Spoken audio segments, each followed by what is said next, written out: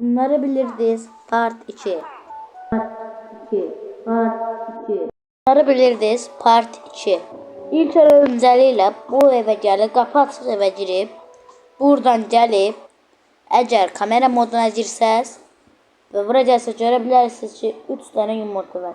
Bu yumurtalar niye buraya koyublar? Hələ də bilinmir. İkincisi olarak eğer bunu başqa bilərsiniz. Unutma.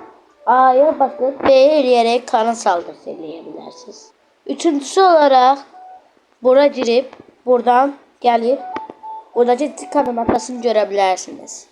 Dördüncüsü, eğer buraya gelip kar ve gidiş yerine buraya gelip eğer buraya girerseniz Moray'ın evini görebilirsiniz ve buradaki notları da okuyabilirsiniz. Daha fazla bilgi için kanalıma abone ol, like atmayı unutma.